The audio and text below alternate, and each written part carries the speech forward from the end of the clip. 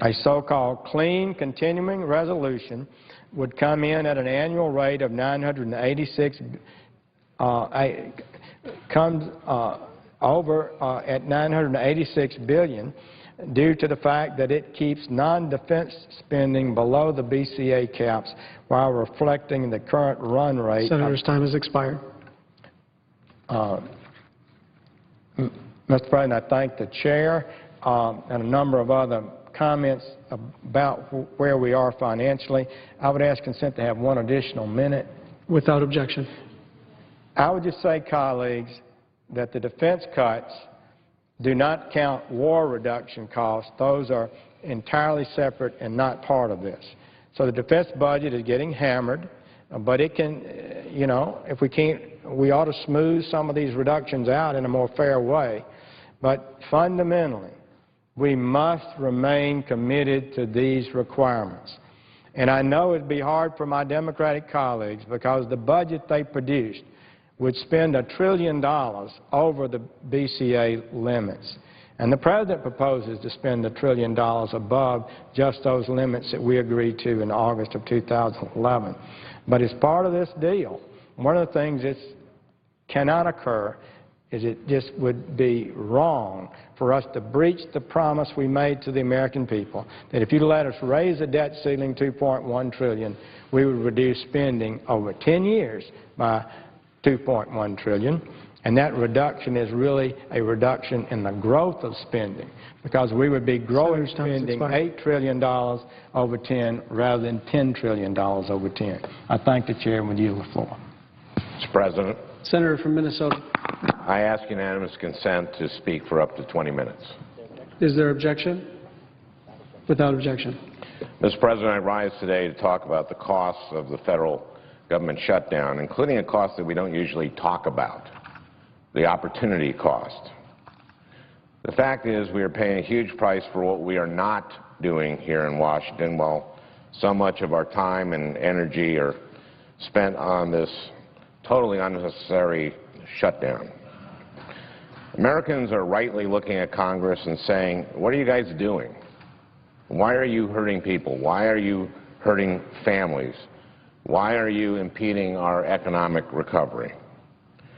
They're also saying, why aren't you working on what we sent you there to do, on creating jobs, on improving our educational system, on addressing our nation's long-term fiscal sustainability? Last weekend, I came here to the floor to talk about the effect of this shutdown on individual Minnesotans. I received emails from people who are hurting. Let me read from just a few. I'm not going to read them in full because of time. Charlotte from Duluth writes, Senator Franken, veterans' benefits are important to me, and I want to tell you my story. I have 3 children and my spouse who currently attends college. We just got into the HUD-VASH program. The HUD-VASH program is a program that provides housing assistance and supportive services for homeless veterans and their families. Charlotte continues, we thought it was a miracle not to be homeless. Now we are facing the same thing, no check, no schooling. My family will be homeless without food, without clothes, a vehicle, if this government shutdown is not resolved. She goes on. I am praying for a miracle in this situation. My son is turning 1 year old next month. I don't want to remember his first birthday with us losing everything we've worked so hard for. My daughter just started Head Start. She loves it, but it's the last thing on my mind now. I am thinking, how will I get her to school? How will I provide a home for her to live in? What is she going to eat? This is not a joke. I have never been one to take a handout from anyone. These are things I have earned and now being taken away from me because someone in Washington wants to prove a point. What point is everyone trying to make? That you have the power to do this? Timothy from Bloomington writes, my daughter is a single mother who cannot afford her home. She has wisely decided to sell the house. She has persevered and now has a sale pending. She is in a financial crisis and needs this sale to go through or she will risk falling into foreclosure. And now the government shutdown is threatening to prevent the sale from going through because a branch of the IRS that prints income tax transcripts is closed. At the very least, this situation will cost my daughter more than $1,000 if she has to continue making payments. At worst, she may fall into foreclosure. Last weekend, I also talked about the way the shutdown threatens to deprive our seniors of vital nutrition programs such as Meals on Wheels. Here is what Millie Hernisman from Hibbing, Minnesota, writes or told to the Hibbing Daily Tribune about Meals on Wheels. I'd hate to see it disappear, she said. It offers a variety of affordable meals that cover every facet from protein to fiber, and it comes right to my door. I like it a lot. Sandra, Head Start director in southern Minnesota, wrote me about Head Start. She writes, "Dear Senator Franken, thank you for your ongoing support for Head Start. If the federal budget is not settled by November 1st, the Head Start programming in Olmsted and Freeborn counties will have to shut down. Our federal grant is from 11/1 to 10/31. As the HS director, I know the devastating impact this would have on our families and staff." Now let me talk a little bit about Head Start. Because of the sequester, we have seen children in Minnesota lose slots in Head Start. If this shutdown continues through the end of October, programs serving about 2,500 children could be affected by the lack of Head Start funding. You know, kids are only 3 years old once. They're only 4 years old once. The learning experience that they'd be missing at that age because their Head Start program is shuttered because of this shutdown, or they're missing now because their program has already been shuttered because of the sequester, that can never be replaced. And we're just hurting our communities and our nation when those little children lose that opportunity. We know from study after study that a quality early childhood education like Head Start returns between $7 and $16 for every dollar invested. Why? Because a child that's had a quality early childhood education is less likely to be referred to special ed, is less likely to be left back a grade, has better health outcomes. Quality early childhood programs can help reduce the rates of adolescent pregnancy. Kids who have had a quality early childhood education are more likely to graduate high school, more likely to go to college, more likely to graduate from college, more likely to have a good job and pay taxes, and they are less likely to go to prison. If we really cared about our nation's long-term fiscal sustainability, we'd be investing more in Head Start, not less. And we've been investing less because of the sequester, and are now because of the shutdown.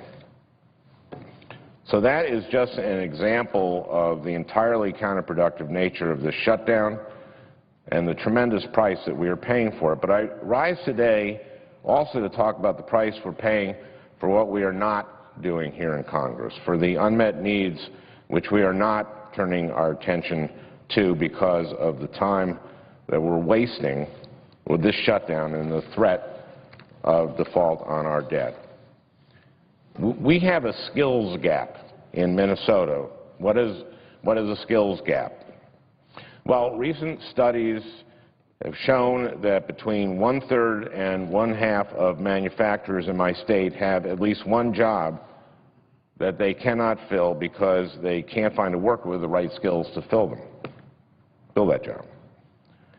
This is a nationwide phenomenon, and it's not just manufacturers, it's information technology, healthcare, and other businesses that have jobs sitting there waiting for skilled workers to fill them. There are more than 3 million jobs in this country that could be filled today if there were workers who had the right skills. More than 3 million jobs today. The thing is, we know how to train people for these jobs. We know it because we have done it. We've done it in Minnesota, and we've done it elsewhere in this country.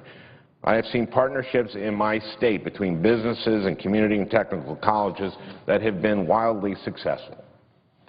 Take, for example, Hennepin Technical College in Hennepin County. A number of manufacturers needed workers skilled in precision machine tooling. They worked with Hennepin Technical College, they created a curriculum, and they donated machines for the students to work on. At a roundtable at HTC, I learned that they had graduated over 300 students for the program, and 93% of those graduates had permanent jobs. One of the manufacturers at the roundtable was Eric Ajax, CEO of E.J. Ajax & Sons. It's a metal stamping and sheet metal fabrication company in Fridley, Minnesota that was founded by Eric's grandfather in 1945. I love what Eric has done with his company and how he has worked with HTC, Hennepin Technical County Community College, and the University of Minnesota to train his workforce and provide them with good high-tech jobs and pay them to continue their educations. Eric gave me an example of one of his workers that I find so exciting, not because it's extraordinary, but because it's something that we can duplicate over and over again in this country. He hired a guy who had completed a certification program at a community and technical college. The guy was really good at his job, so Eric sent him back to continue his education, get his associate's degree. The guy continued to work for Eric, continued to be a star, and a few years later, Eric paid him to go to the University of Minnesota to get his bachelor's degree, and he got it. Now the guy is head of quality control for E.J. Ajax, an incredibly high-skilled job and an advanced manufacturing company. Now understand, this guy graduated from college with no debt, zero debt, with a great job. This brings me to what I want to be working on here. A number of my colleagues on both sides of the aisle know how enthusiastic I am about incentivizing partnerships between businesses and community and technical colleges to fill the skills gap. As I said, I have seen many successful models in my state. I've seen it at Alexandria Technical and Community College in Alexandria, Minnesota, which is sometimes referred to as the Silicon Valley of packaging machines. I've seen it at South Central Community and Technical College in Mankato, Minnesota, where about 8 to 10 manufacturers who had helped fund and had given machines to the school's Right Skills Now program sat with me and told me that between them they had about 50 job openings that they could fill that instant. In the Health, Education, Labor, and Pensions Committee, of which I am a member, we had a hearing a couple of years ago on workforce boards that had successfully responded to the Great Recession and created jobs in the face of it. We had 4 workforce boards testify from 4 different states: Virginia, Wisconsin, California, and Washington. Every model had been essentially the same. A business, manufacturing, IT, healthcare, had worked with a community and technical college to train unemployed workers for jobs that they needed to fill. So these are public-private partnerships. The businesses have skin in the game. Now, where do we come in here in Congress? Well, I've gone around Minnesota to community and technical colleges and talked to businesses, and I've talked to national experts in our state and around the country, and the fact is we aren't doing this fast enough. And sometimes these partnerships could do a lot more, train up a lot more people with some extra funding, maybe to buy a very expensive machine or to hire an instructor with very specialized skills. So what I'm proposing is a competitive grant program. Businesses and community colleges would apply for grants based on how many jobs their partnership would create, what the value of those jobs is, what the value would be to those hired and to the community, how much skin do the businesses have in the game. Let me tell you why I think we have to do this, just in terms of global competitiveness. Manufacturing is moving back to the United States That's because of a number of factors. Manufacturing these days is a lot more capital intensive because of the investments in machines and technology. So labor as a piece of the pie has gotten smaller, but skilled labor as a piece of the labor pie has grown. It's a much bigger piece. That's why if we are going to be competitive with the rest of the world, we need skilled labor. Filling the skills gap is a national imperative. I go to high schools and junior highs, middle schools with manufacturers all the time. I let the manufacturer describe what the work is like at their factory. It's not dark, dirty, and dangerous as people think it is or as it used to be. It involves advanced technical skills, critical thinking, creativity, teamwork. And these jobs, good, skilled, well-paying jobs, are available with the education that you get at a two-year community and technical college. Now, one of the concerns I hear is that people often think of a two-year education as a ceiling, and I understand that. But a two-year education doesn't have to be a ceiling. That's not how they think of it in some European countries. They think of a two-year education as a platform. And if you think about it, with the pace of technological advancement accelerating, as it is now and no doubt will continue, the idea that you will have the same job in the workplace for 40 or 50 years of your working life is kind of ridiculous, especially in any field involving technology. So it makes perfect sense to go to a two-year community and technical college and get an education that trains you in the kind of skills that will get you a good-paying job. And then, as Eric Ajax does with his employees, the business you work for can send you back to school and pay for it, often while you continue to work, and draw a good paycheck. We just came through a big debate here in Congress about student debt. Think about getting a job after 2 years or even after a credentialed degree, and then having your continuing education paid for by your employer. Think about that as a piece of an evolving approach to the issue of college affordability. Jobs, economic growth, global competitiveness, college affordability, how we think about education. Aren't these the things we should be spending our time on here in the Senate, here in Congress? That's why I came here. That's what I get excited about. That's what I get excited about working on. Let's end the shutdown.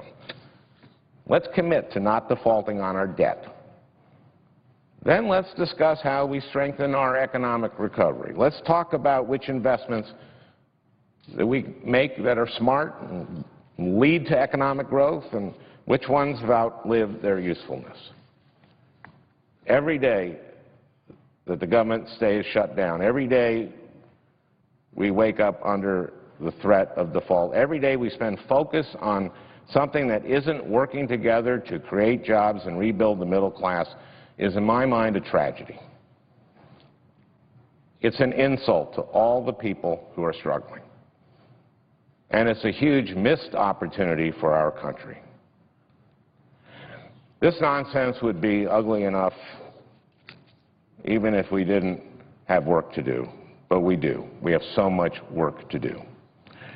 And it's time for Congress to stop creating problems and start solving them again. Thank you, Mr. President.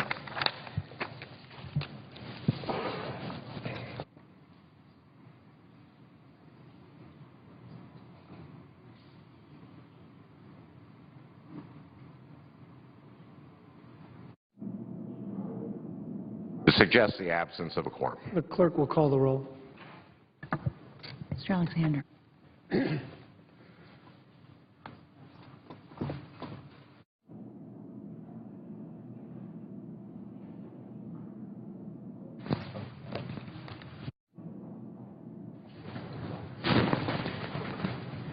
Mr. President.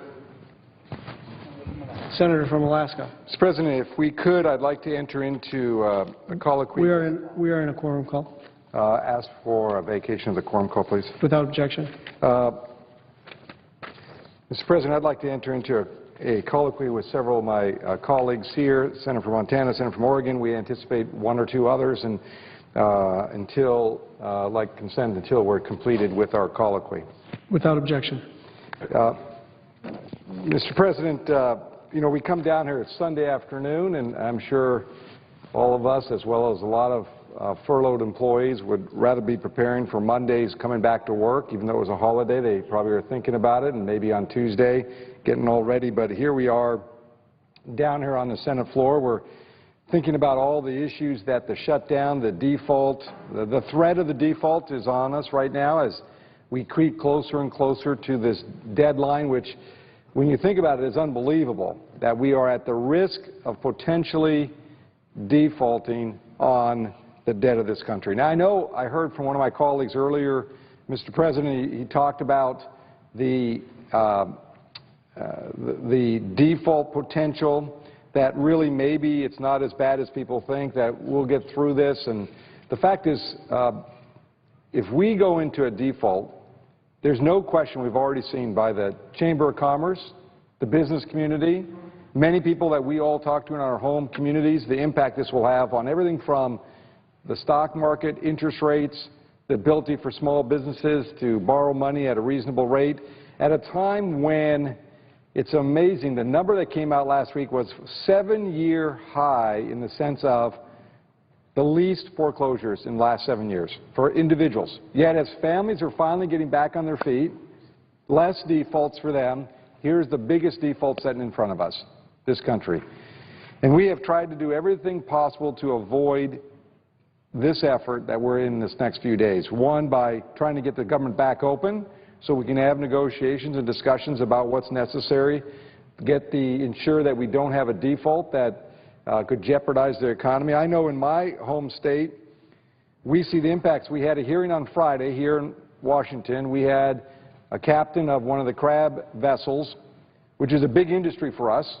And I know from my friend in Oregon, he deals with seafood issues also, and incredible impact that could happen. They have to have the permits and the quota laid out by October 15th so they can start the season. Because crabs don't sit around on the bottom of the sea waiting for a shutdown to finish. They have another process they go through. So in order to get that done, if we are unable to do the permits and get the permits done, this industry in Alaska, which sells a lot of crab in the holiday season, and especially to a trading partner of Japan, Japan will go elsewhere.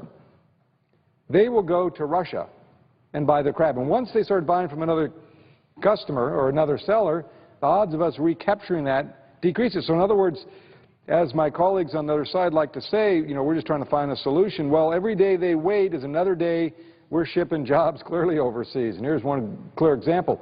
Or we have several federal lands that are permitted for bear hunting and hunting in general, fishing, sports fishing, by federal regulators. But we do not have those agencies open.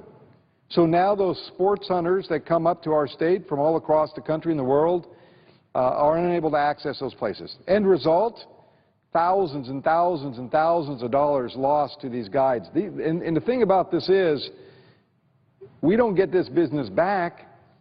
Once that season ends, it's gone. It's over. This idea that the House had, and I know my colleagues and I have talked about this, I know my friend from Montana talked about this a few days ago, they passed on the House side a bill to pay all the furloughed employees. 435-0 was the vote over there. And I know, Mr. President, you talked about in your speech on the floor that we all support that. We want to get our employees back to work and pay them, because the furlough wasn't their problem, the shutdown wasn't their problem. But here's what's amazing. They want to put them all back to work, pay for them, but they only send us a few of the agencies to open up. So in other words, if you're a fiscal conservative, and I would say from the states that we all represent, we have pockets as well as full components of individuals that are concerned about the taxes of this country and the spending, why would you pay for everyone to go back to work and then not put them to work? It makes no sense. I mean, the presiding officer was the lieutenant governor of a state. I mean, I can't imagine if you and then the governor decided to say, well, we're not going to put anyone to work, but we're going to pay them all. We're going to pay them all for the next month or whatever. You'd be drummed out of office before you can blink an eye. I know as a former mayor, I couldn't do that. I mean, it's unbelievable. But yet, that's how chaotic it is over on the House side. I think we're ready to solve these problems, move forward, get the government open, and ensure that that we do not default on our debt. Now, I know some claim that this is all new spending. It's not new spending. These are bills, matter of fact, for all of us that are on the floor right now, came before our time. But they're due, and you got to pay the bill. It's like when you buy a house. You don't get the luxury after you buy the house and you have a banker you're paying each month to say to the banker, geez, I'd like to stop today and think about paying you part of it. Maybe not pay you all of it. And at the end of the day, still live in the house. That's not the way it works. And that's what they think. Now, they like to cross the numbers all around and make it sound like it's more spending. No, it's paying for what has already occurred. We have actually cut the deficit since a lot of us came into this office. I know when I came in 2009, January, the deficit was $1.4 trillion per year. Today, it's about $630. We've cut that deficit over 60% in a combination of efforts. And that's where we need to keep going. But this is not helping this effort here. I don't want to, I'll lean to my colleagues that are out on the floor. I know they have example after example, as I do in my own home state. As I mentioned, sports fishermen that can't go sports fishing and fees that are to those folks that manage that, to my fishing industry and the commercial fishing industry that's being impacted, my military folks. And here's what's amazing. I would venture to guess every single one of the folks on the floor here have the same situation. Even if we pay our furloughed employees, the federal government, all their pay back, the contractors who did the work, who work on behalf of the federal government, what happens to them? You know, they have bills to pay. They don't get that money back, but they're told to go back to work, and I guarantee it's going to cost the federal government more money. I know in my state, again, there's multiple examples, and I know, again, to my colleagues, I'll lean to them, and let me just pause for a moment, but I just know when American people are watching, when Alaskans are watching this for the last week, they think it's ridiculous. And it is. It's a self-created crisis by a few who believe that the only way they can get their way is crash the economy and at the same time crash the government. Now, are there problems with the government? Sure. Are there things we could do to improve it? Absolutely. Every day we should be working on it. But this stop-and-start program doesn't work so well because we never get to the big issues that I know all of us came here to work on. Let me turn to my friend from Oregon or Montana if they want to add to this. And the idea here, Mr. President, if you don't mind, is going to be kind of a free-flow conversation because I think that's what people want to see is the discussion of what's affecting us in our own home states and how we can maybe get to a solution here. Mr. President. Senator from Oregon. Thank you, Mr. President. I'm pleased to be here with my colleagues from Montana and Alaska to talk about some of the impacts in our various states. And I thought I'd share 6 or 7 different aspects of the impact of the government shutdown and the potential of a default, and then turn this over to my colleague from Montana, and then I think we're going to engage in a little bit of back and forth. But before I list specific examples of the challenges that are faced, I thought I would give just a framework, an analogy, if you will, of how we can think about this. The legislative process is very much like a baseball game. Various folks come together. There are some that are for a bill, some are against a bill, and they have a legislative competition, and ultimately one side wins. And normally the side that loses, if they believe that they're still right, they say, well, we'll be back again. We'll be back later in the session. We'll be back next year, just like a baseball team would say, be back later in the season to compete again, or back next year with an improved team. But in this case, after the team that supported health care won, the team that lost said, well, you know, we're going to appeal the ruling to the umpire. And we're going to ask the umpire to rule the game out of order and rule that the losing team actually won. And then if the umpire doesn't come to our rescue, we're going to hold the crowd hostage and we're going to burn down the stadium or threaten to burn down the stadium. Those are the type of actions that are outside the sphere of the normal legislative process. And they should be, because we have to be able to have a dialogue in a democracy where you'd consider a bill and you decide yes or no, and then you implement it. And then you come back and you have an argument over improvements to that framework, or whether you should throw it out completely. And the American people have the opportunity to weigh in and say, keep those folks, they did good legislation, or throw the bums out. But all that is broken if instead of completing that cycle, you have the losing team say they're going to hold the crowd hostage and threaten to burn down the stadium. Then democracy doesn't function. And that's where we're at right now. Now, holding the crowd hostage, that's the government shutdown. And threatening to burn down the stadium, that's the threat to default on the payments on bills due. So let's look at how just the government shutdown piece is reverberating in some unexpected ways. Let's take home mortgages. Home mortgages are insured by Fannie and Freddie, the great majority across the nation. Well, that insurance doesn't happen if Fannie and Freddie are shut down. Or let's take work that's necessary to improve our ports, where that work is on a jetty. Now that work has to stop because you can't incur a new liability to the contractor to haul the rock out and put it into place. Or maybe it's on the dredging that needs to take place during the window between different salmon runs in the Columbia River. But now that gets delayed, and who knows when it will get done. Or let's talk about a company in Oregon that exports abroad, and they need for those exports an export license. But they can't get the export license because Commerce is shut down and can't issue that license. So they have inventory that's waiting to be shipped out. Now they have cash flow problems because they can't not only ship the inventory, but they can't receive the payments for shipping. Let's talk a little bit about the trickle-down just from the folks who are unemployed. You may think of it as just an employee who's staying home. One employee wrote to me, though, and he said, think about this. Think about the fact that I owe child support that isn't going to get paid because I'm not getting paid. Then he said, think about the housing market, because I'm not going to be able to pay my mortgage, and what impact that's going to have on the U.S. economy. Or let's take a look at the backlog of veterans benefits. All over my state, I have veterans who are applying for benefits, and they want an answer.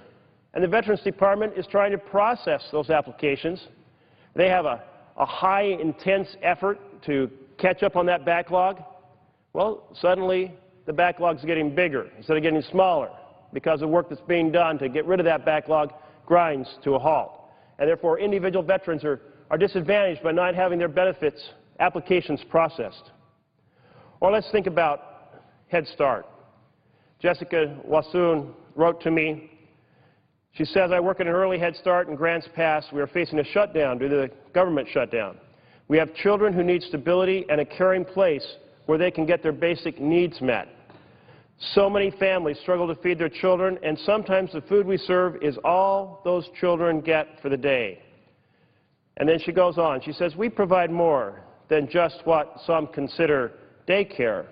We teach, we nurture, we give hope to the next generation. Shutting down our centers would mean a higher rate of poverty and dangerous homes for families and children.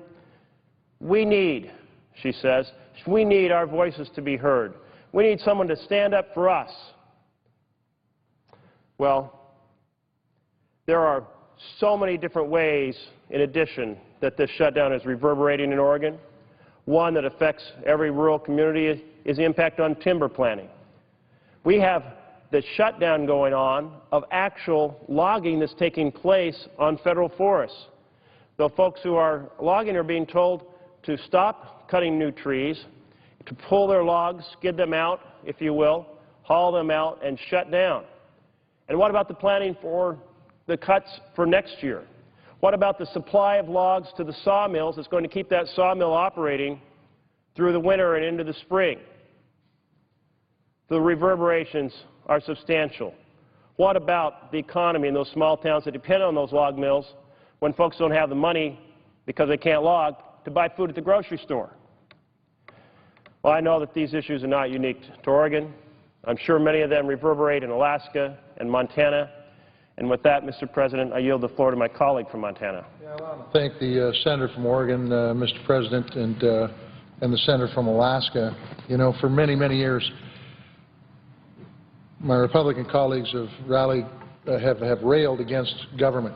We find ourselves in an interesting time right now where government is shut down. We're on the verge of not expanding our debt limit, putting the full faith and credit of this country at risk. Some of the folks out there on the other side of the aisle ran. Their campaign last year was about shutting down the government. Well, they got their wish. They have steered us into an unnecessary and very costly shutdown. Yet during this shutdown, we found, and we've learned every day, often underappreciated functions of the government. Beyond the headline, there are countless stories of the functioning of government that isn't doing their job because of the shutdown that's hurting American families. There's a number of them in Montana. We've read about children with cancer in the news. Well, we have an NIH laboratory, Rocky Mountain Lab in Hamilton. It's closed. It's one of 8 biosafety 4 labs in the United States, critical research on the Ebola virus, SARS, staph infections. It's not happening. 98% of the National Science Foundation is shuttered. No new scientific research grants for the 5 Nobel Prize-winning scientists who work for the government are furloughed. National parks are closed, disappointing tourists, impacting struggling communities around those parks, fishing access sites that support local businesses, fly stores, river guides, fly fishing instructors, and just improve quality of life don't allow access to many of the best fishing spots in this country. Head Start programs are struggling, depending on when you got your grant. In a small town of Bucks Elder, 10 miles from my hometown, they are on the cusp of laying off 20% of their teachers. Why? Because they can't get their Indian Impact aid, and since that office is mostly furloughed at this point in time, it's very difficult to get them any help. We've heard about the devastating floods in Colorado, the blizzards in South Dakota. Well, we don't have a farm bill, but these folks are doubly impacted because the Farm Service agencies are shuttered. There's no help for livestock producers who have literally lost thousands of head of cattle. And when it comes to getting a co-signature on an FSA loan check, impossible to do because the FSA office is closed. Our military members are getting paid, but the ROTC students all over America that rely on the government to help pay for their rent, well, that's not happening right now. The senator from Oregon talked about VA, disability claims put on hold. The backlog's growing. It was shrinking.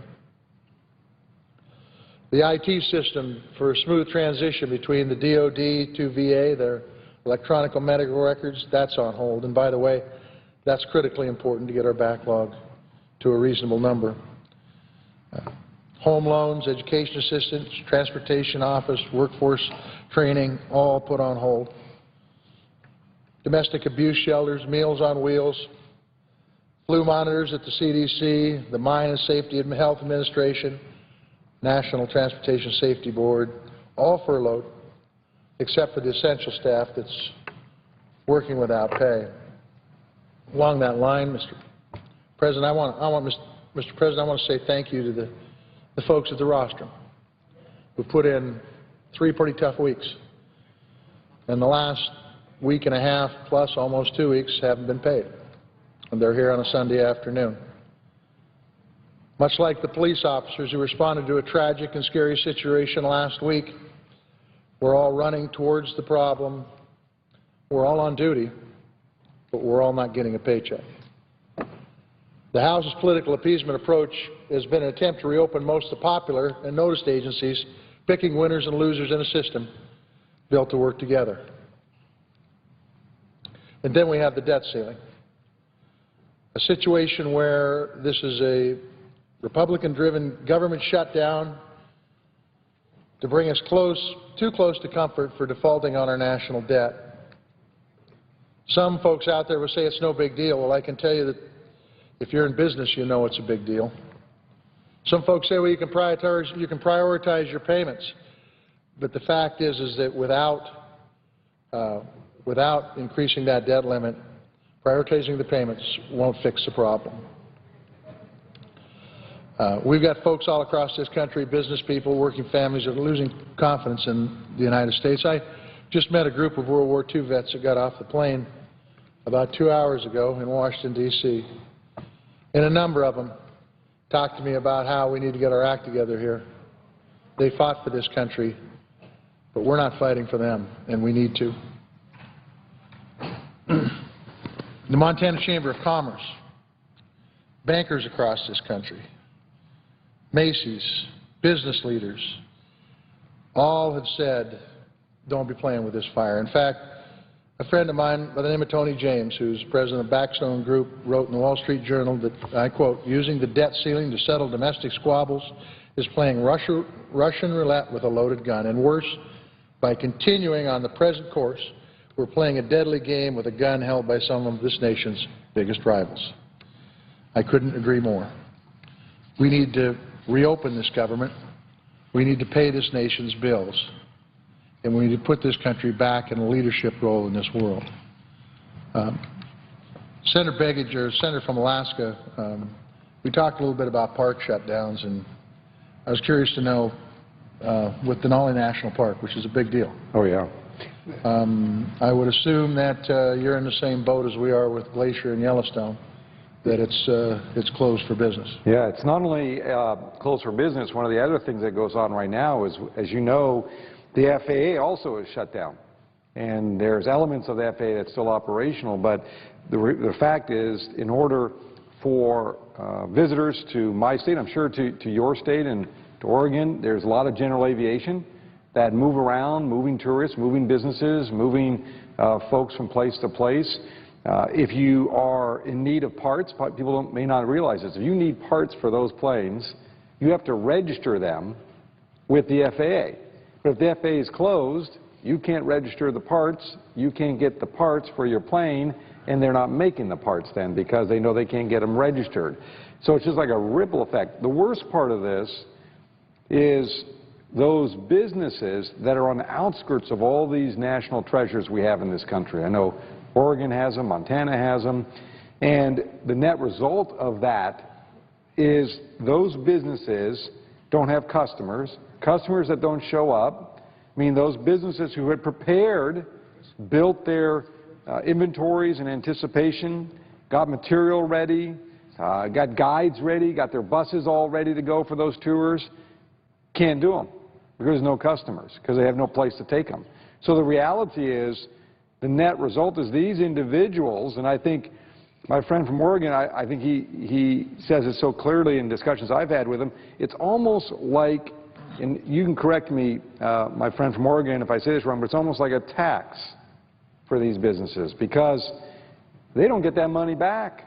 They've invested, it's gone, it's over, the seasons, they don't get to repeat the season. It's not like the movie Groundhog Day. You don't get to go over and over and over again. It's gone, it's gone.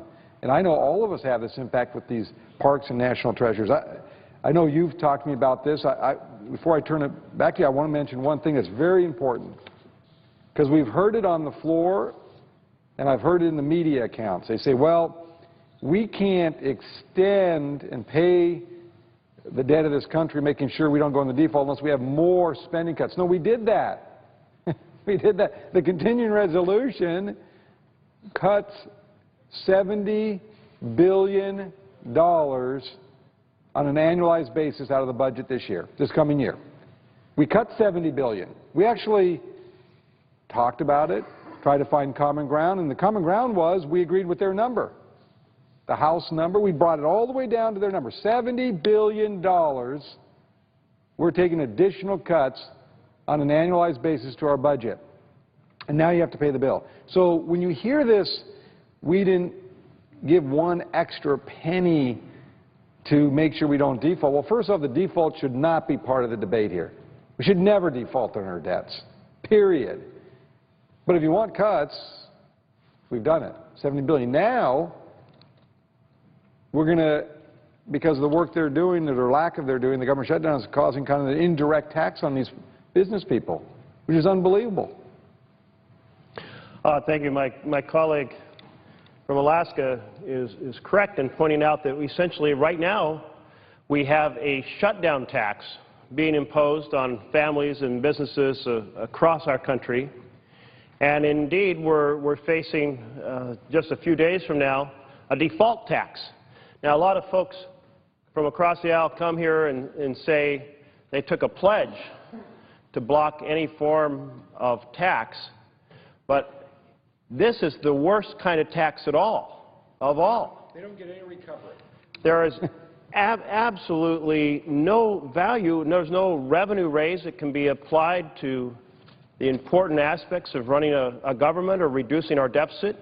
Indeed, this is a burden on American businesses and American families that does no benefit in any other way. In fact, you mentioned the ripple effect, and that ripple effect means what damages a family. And I gave the example of a simple situation where an employee doesn't get their wages, they can't pay their child support, and they can't pay their mortgage, and then what stems on from there? Or let's take, for example, the cut in food stamps. If food stamps aren't issued, then it's not just the family that's directly hurt, and I might mention our most vulnerable families, but it's also the grocery stores are hurt. So they may have to lay off additional employees and additional ripples. So this is a huge infliction of a burden. A few examples about what happens with the default, we can think of many. So let's picture the default tax. By threatening not to pay our bills, that reduces confidence in Treasury bills. So therefore, the interest rates go up on those Treasury bills. And the interest rates, therefore, on mortgages goes up. And the interest on home loans go up. So we have all these... And if I can interrupt, yes. Car loans, credit cards, student loans, any type of credit that you want to get to grow your business, expand your educational opportunities, maybe you're doing holiday shopping this year, all that is impacted in a negative way. And indeed, your home equity loan, maybe you were planning to take out a home equity loan to pay for improvements to your house or repair your roof. Well, you're going to pay a higher price on that. So this is the default tax on all of America that does nothing at all productive. And so this infliction of pain and agony on our businesses and on our families is something that hasn't apparently resonated for some of my colleagues who want to threaten a default. Now, some of them have come to this floor and they have said, well, we think there's enough revenue coming in that we can pay our T-bills, our Treasury bills, and we can just default on other obligations, and therefore won't have much damage. But we had a whole group of experts come in and testify in the banking committee, and they said, look, envision the situation that you're applying for a mortgage, and you say you've always made your house payments. You just weren't able to make some of your other payments. You weren't able to pay your student loan. You weren't able to pay some of your car loan. Well, the bank is going to charge you more for your house payment because there's things you've been defaulting on. And that the same situation applies in America. In other words, if we pay our Treasury bonds or bills, but we don't pay other obligations, that in itself will lower our credit rating and increase interest rates. So there's no way to avoid a default is a default. You can choose, I suppose, among who you're going to default to, but no matter who you default on, it's going to have a default tax on American families and American businesses and do great damage to this country. And that is why President Reagan said simply, do not mess with the good faith and credit of the United States of America. I mean, it makes no sense that we would be here. I know about earlier this week, Senator Tester, you and I were on the floor. When I went home, my son asked me a question. He says, how do you not pay? He's 11-year-old. How do you not pay your bills? I mean, we can have all the fancy economists, all the fancy folks coming, but when you have an 11-year-old ask you the question, it should tell you something in this country what we should make as our priorities. And when you don't pay your bills, you're in default. When you're in default, you destroy your credit rating.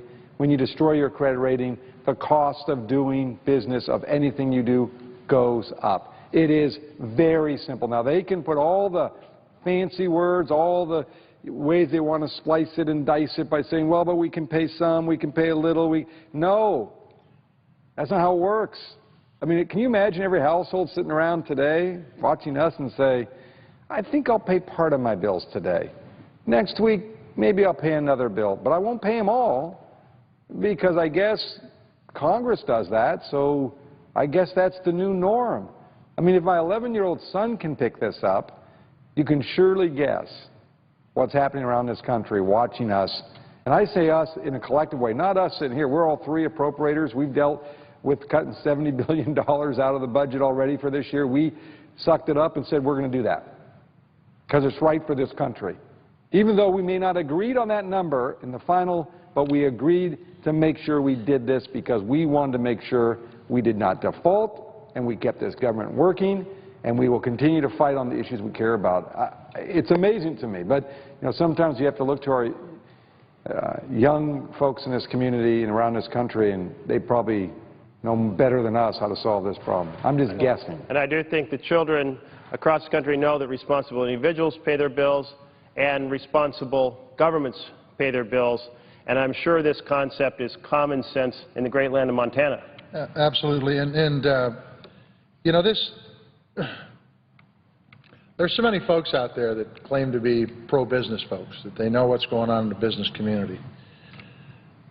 This whole debate that revolves around this debt ceiling is about as anti-business of a debate as we could have.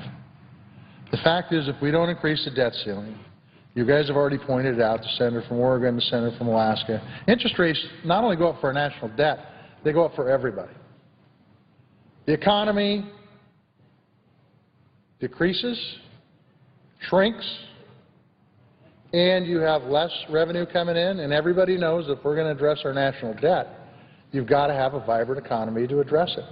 Look, we came through at a period of time where we had a vice president who said debt doesn't matter. We got into 2 wars, 2 major tax cuts, a Medicare Part D plan, and the worst recession, some would call a depression, since the 1930s, where tax revenue dropped like a rock and the safety net programs to keep people afloat that cost money were increased. And now we have a situation with the debt that we need to deal with. But the worst thing we could do with our debt right now is play around with the debt ceiling so our economy tanks again, and then you see not only the interest rates go up on the debt, but the debt go through the roof one more time. This doesn't make any sense from all sorts of different perspectives. And when people lose confidence, whether it's people within this country or outside this country that buy our debt, that means the rate we pay is going up. Is it fair, Senator, to ask you real quick, is it fair to say that we've moving this annual deficit down every year, it's been on the right glide path down, but if we now have a change in our T-bill rates, our cost of the government's debt, this effort to keep moving this deficit down will reverse fairly quickly because we pay interest. Absolutely, and it could have such negative impacts on our GDP that we could have a negative 4th quarter if this crazy talk keeps going on. And to remind folks who the gross domestic product is basically the business of the country. If it goes the wrong direction, it means direct impact to people working, meaning less people working. Because if there's less business, there's less need to hire people, which means higher unemployment, more foreclosures. I mean, it's just a domino effect. Exactly correct. And that's why, look, I think everybody on the floor right now for sure, and there's a whole bunch of other folks, would love to sit down and figure out ways we can get our debt and deficit under control. But as Tony James said, you don't do it by holding a loaded gun. Go ahead. If I could just emphasize the point you've just made, which is there are those who say they want to engage in a default strategy because they think that somehow that will do something positive in controlling our deficit and controlling our debt. But what you've just pointed out is when you engage in using default as a weapon, you reduce revenues, you increase costs, which increases deficits and increases the debt. So I think we can summarize as not only is this default strategy severely damaging to families and businesses across the country, but it's damaging to the effort to reduce our deficits and reduce our debt. And I might add, Mr. President, Senator from Oregon, it couldn't happen at a worse time, where we've seen the economy rebound and it's starting to head in the right direction. And we have an opportunity to have more growth. We have an opportunity to get some manufacturing back in this country. We have an opportunity to really help rebuild this economy. And because of the actions of Congress, particularly folks over in the House, what we've seen is stock market, God help us today, I think it opens up right now, as a matter of fact. Asian markets open up right about now. And you can't help to think that these folks are back there shaking their heads going, we've got no confidence in what Congress is doing. Think about what happened, to your point on the market. For the first 15, 18 days of debate and discussion, the market slid about 700 points, slowly but gradually. Last week, when there was a sliver of opportunity, when people were feeling like maybe there was that moment of time we thought maybe we get this default off the table, that market shot up 300-plus points. Because the business community wants us to establish some certainty here so they can take their resources, invest in this economy, continue to move it forward. We know the resources are there. They tell us in our home communities. I had a business that just laid off another 400 people because of this shutdown. They are ready to continue to grow their business interests around the globe because they're a global company out of Anchorage. But here's their challenge. They're not sure what we're going to do. And the market showed within a couple days when they saw a glimmer of hope, it shot right up, which tells me again that the market is ready. But today or yesterday, and I know some people said yesterday that was just a partisan vote. No, that was, we had to actually not default. So we supported not defaulting on our debt. I will have debate after debate on where we need to cut. Again, the continuing resolution cut $70 billion on an annualized basis. So we have met their number, met that cut. We're willing to keep to that agreement, but let's not throw the economy over the edge or crash it into the wall as some want to do, it seems. I'd ask my colleague from Alaska, do you know of any business group in Alaska that is arguing that the government shutdown strategy or the default strategy is good for business? I don't hear, and I come from the small business world. That's where I started at a young age of 14 with my first business. I don't hear from the business community in my state them calling me up and say, crash the economy, oh please keep it shut down because it really has no impact. Actually, Alaska, when you look at the concentration of federal workers, it is Maryland, Hawaii, Alaska, in that order. When you think of the state budget, 25% of the state budget, 25% of state budget, operating budget is from federal resources. 50% is capital money, comes from federal resources. The military is pretty strong, over $1 billion in Social Security payments. I can go through the list. It has huge impact. But no business is calling me saying, can you just keep the government shut down some more because I don't really need that permit to go drill on the National Petroleum Reserve. Geez, I don't need to go fish for that crab this week. Geez, I don't need to fly my plane to move that cargo out to a rural community. I don't hear that. What I do hear is people calling me up and saying, I won't use the words they use because we're here on the Senate floor, but you can fill in the blanks.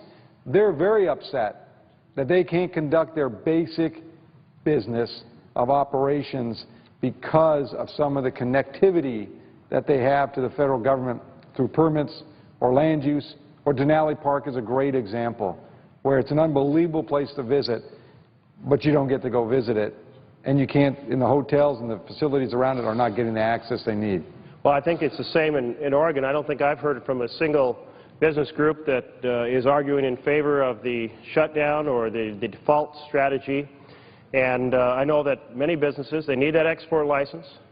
They need that permission to take up the subcontract or the contract on the jetty or the dredging or any of a number of other areas. And I know that our tourist industry, that we have a national park, Crater Lake National Park, tourist industry that depends on people coming into that area. I know our timber companies that need to have permission to complete their logging contract. In every single way, they know that they are a partner with the government groups that enable this work to go forward, and they want those doors open. They want this government open. And I suspect maybe, what's the story in Montana?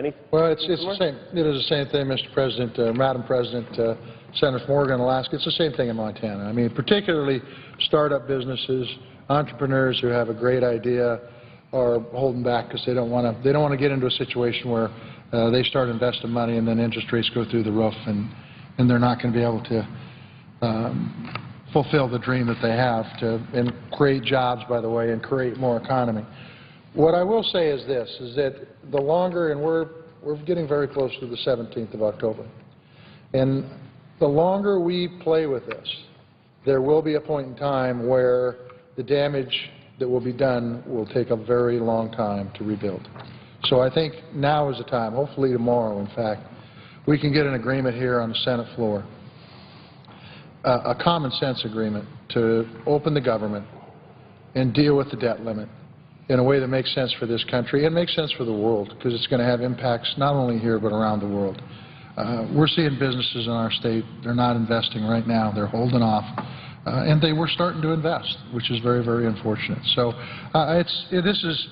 we're playing with fire, and we should not be doing that. We should be working to build the economy, not to try to contract it.